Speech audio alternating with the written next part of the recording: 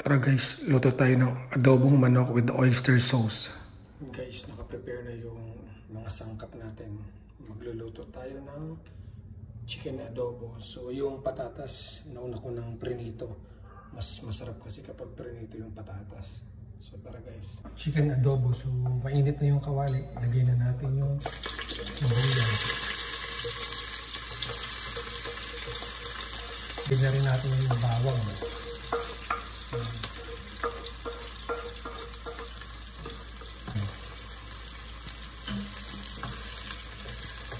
Natin guys, yung bawang.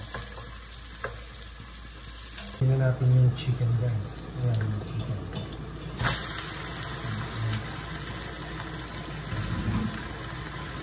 Tapos hayalan natin yung luto na doon sa bawang sibuyas. Ayan guys, medyo nagmamantika-mantika na yung manok. So since lumalabas na yung mantika noon, lagay na natin yung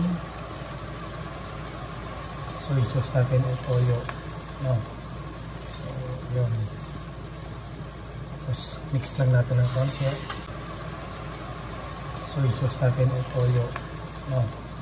So yun. Tapos mix lang natin ng konti.